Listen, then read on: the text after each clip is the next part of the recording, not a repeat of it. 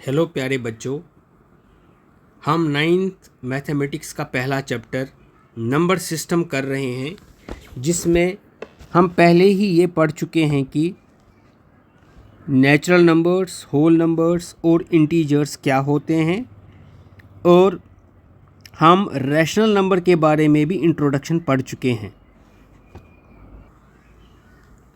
अब हम number line के बारे में पढ़ेंगे और ये जानेंगे कि नंबर लाइन पर हम कोई भी रैशनल नंबर जो है वो कैसे रिप्रेजेंट करते हैं। जैसे आप यहाँ पर ये नंबर लाइन देख सकते हैं, जिसके ऊपर हमने कुछ रैशनल नंबर्स जो हैं वो रिप्रेजेंट किए हुए हैं। आप देख सकते हो कि नंबर लाइन जो है उसके बिल्कुल सेंटर में हमारे पास ज़ीरो है, और ज़ीरो की राइट साइड पर पॉजिटिव रैशनल नंबर्स हैं और लेफ़्ट साइड पर नेगेटिव रैशनल नंबर्स हैं। राइट साइड जो है पॉजिटिव और लेफ़्ट साइड पर नेगेटिव रैशनल नंबर्स हैं। तो अगर हमें किसी भी रैशनल नंबर को रिप्रेजेंट करना है, हमें ये पता होना चाहिए कि वो रैशनल नंबर किन दो इंटीजर्स के बीच में लाई करता है, तभी हम उसको नंबर लाइन पे रिप्रेजेंट अच्छी तरह से कर पाएंगे। जैसे हम कोई भी रैशनल नंबर लेते हैं, जैसे मैंने 1/2 लिया है, तो 1/2 को मैंने नंबर लाइन पे रिप्रेजेंट करना है। तो 1/2 को रिप्रेजेंट करने के लिए सबसे पहले हमें ये जानना है कि ये किन दो इंटीजर्स के बीच में लाई करता है। सबसे पहले जो 1/2 है, हमें ये देखना है ये किन दो इंटीजर्स के बीच में लाई कर रहा है। तो हम कैसे ये देखेंगे? सबसे पहले हम डिनोमिनेटर को सेम रख के न्यूमरेटर को कम करने की कोशिश करेंगे। जैसे हमें पता है ये है न्यूमरेटर और ये है डिनोमिनेटर। यहाँ 1 न्यूमरेटर है और 2 डिनोमिनेटर है। तो हम क्या करेंगे? हम 1 को कम करेंगे और 0/2 लिखेंगे, 0/2। तो 0/2 जैसे हमें पता है 1/2 से कम है। आपने पहले भी पढ़ा होगा कि जब दो रैशनल नंबर्स में डिनोमिनेटर सेम होता है, जिस भी रैशनल नंबर का न्यूमरेटर छोटा हो वो रैशनल नंबर छोटा होता है, जिस भी रैशनल नंबर का न्यूमरेटर बड़ा हो वो रैशनल नंबर बड़ा होता है। इसका मतलब 1/2 जो है वो 0/2 से बड़ा है। तो हम लिखेंगे 1/2 इज़ ग्रेटर दैन 0/2। तो आप ये चीज़ समझ गए हो। इसके बाद हम आगे बढ़ते हैं।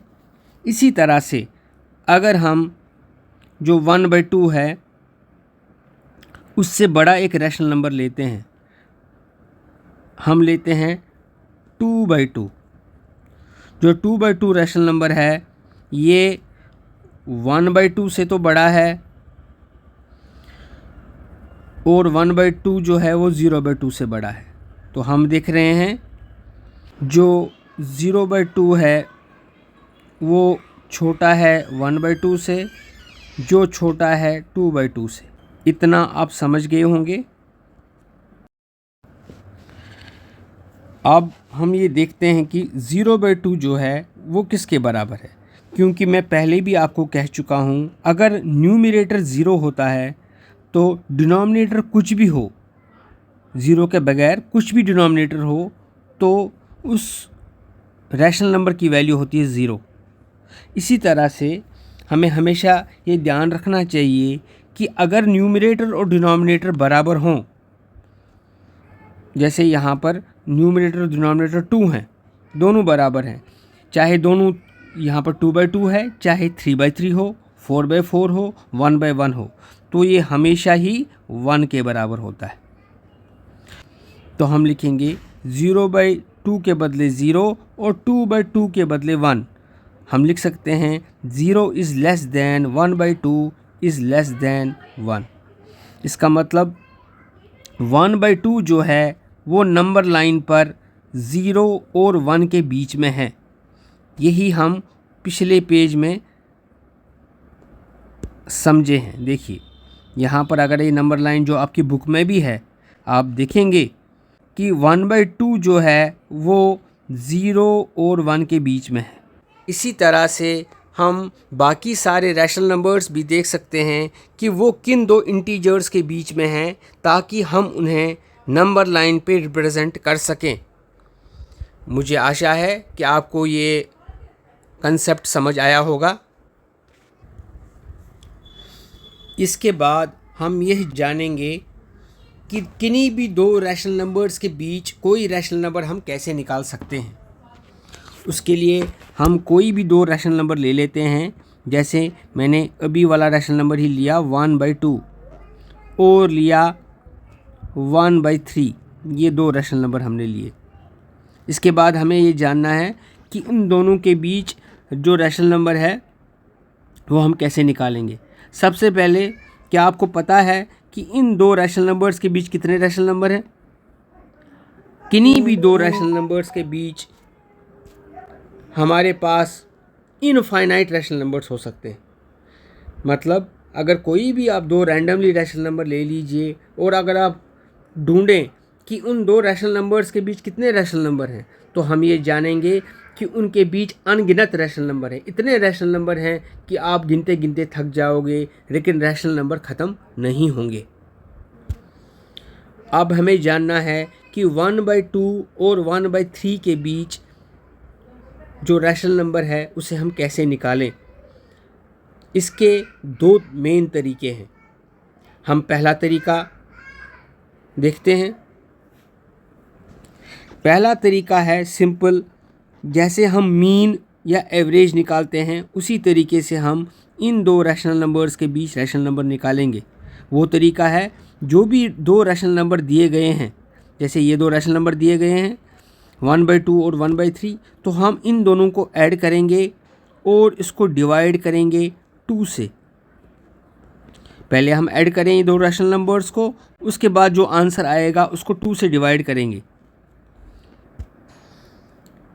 हम पहला स्टेप करते हैं इसका, इन दोनों को हम ऐड करेंगे 1/2 और 1/3 को। इसके बाद जो सम आएगा उसे 2 से डिवाइड करेंगे। तो 1/2 और 1/3 को ऐड कर लेते हैं।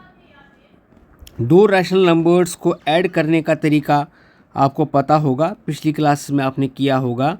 इसके लिए हमें इनके डिनोमिनेटर को सेम करना है। डिनोमिनेटर को सेम करने के दो तरीके हैं, या तो एलसीएम निकालिए या तो क्रॉस मल्टीप्लिकेशन कीजिए। अगर हम 2 और 3 का एलसीएम निकालेंगे तो वो 6 आएगा। तो हम लिखेंगे 1/2, क्योंकि हमें डिनोमिनेटर 6 लाना है तो 2 को हम 3 से मल्टीप्लाई करेंगे, नीचे भी ऊपर भी, तभी नीचे 6 आएगा। इसी तरह से हमें 3 को भी डिनोमिनेटर 6 करना है, तो हम लिखेंगे 1/3। 3 को हम किससे मल्टीप्लाई करेंगे ताकि ये 6 आए, वो है 2। तो 3 को हम नीचे भी 2 से मल्टीप्लाई करेंगे, ऊपर भी 2 से मल्टीप्लाई करेंगे। तो हम देख रहे हैं 1/2 न्यूमरेटर और डिनोमिनेटर दोनों को 3 से मल्टीप्लाई किया। इसी तरह से 1/3 न्यूमरेटर और डिनोमिनेटर दोनों को 2 से मल्टीप्लाई किया। जब तक कि हम न्यूमरेटर और डिनोमिनेटर को एक ही नंबर से मल्टीप्लाई करेंगे तो वो रैशनल नंबर या वो फ्रैक्शन जो है उसकी वैल्यू पे कोई असर नहीं पड़ेगा। तो हम ये सॉल्व कर लेते हैं। ये आएगा 1/2 इंटू 3/3, तो आएगा 3/6 प्लस 2 1 ज़ा 2, 3 2 ज़ा 2/6। तो 3/6 प्लस 2/6 आया हमारे पास 5/6। तो पहले, जैसे मैंने शुरू में कहा था कि पहले हम इनको ऐड करते हैं फिर डिवाइडेड बाई 2 करते हैं। अब हम 5/6 को 2 से डिवाइड करेंगे, तो कर लेते हैं 5/6 डिवाइडेड बाई 2। हमेशा ये बात याद रखिए, जब भी एक नंबर के दो डिनोमिनेटर हैं या एक नंबर को दो नंबरों से डिवाइड करना है, जैसे 5 को हमें 6 से भी डिवाइड करना है और 2 से भी डिवाइड करना है, तो इसको सॉल्व करने का सबसे आसान तरीका है दोनों डिनोमिनेटरों को आपस में मल्टीप्लाई कर लीजिए और वो नया डिनोमिनेटर बन जाएगा। तो हम लिखेंगे 5 डिवाइडेड बाई 6 इंटू 2, तो आएगा 5/12। तो हमारे पास ये एक रैशनल नंबर आ गया जो 1/2 और 1/3 के बीच का रैशनल नंबर है। तो आप ये समझ गए होंगे कि किन्हीं भी दो रैशनल नंबर्स के बीच कोई रैशनल नंबर कैसे निकाला जा सकता है। अब हम इस प्रोसेस को कंटिन्यू कर सकते हैं। अगर हमारे पास 1/2 और 1/3 के बीच में 5/12 एक रैशनल नंबर निकला, तो इसके आगे भी हम और रैशनल नंबर निकाल सकते हैं।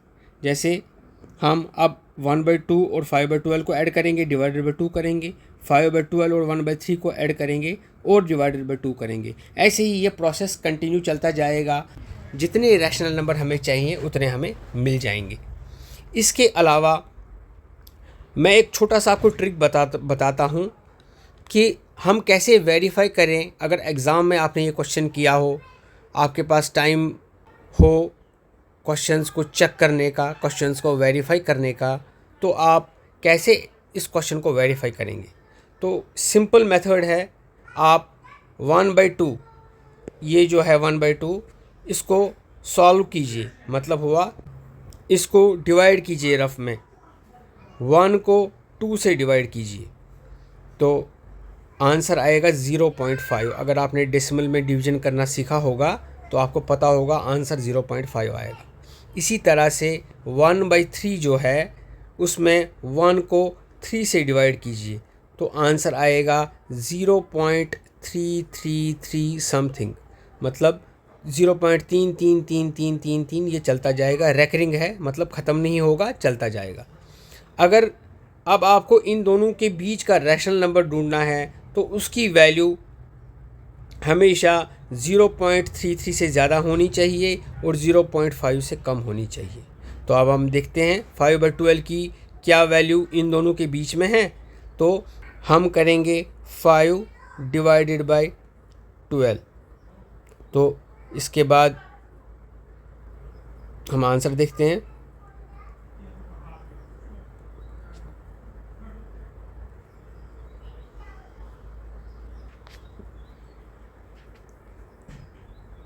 ट्वेल्व 4 ज़ा 48 2, तो 0.4 समथिंग इसका आंसर आएगा, 0.4 और आगे समथिंग। तो इसका मतलब जो भी हमने रैशनल नंबर इन दोनों के बीच फाइंड किया 5/12 वो एक सही आंसर है। इसी तरह से मैंने पहले ही भी बताया कि आप और भी रैशनल नंबर इन दोनों के बीच ढूंढ सकते हैं।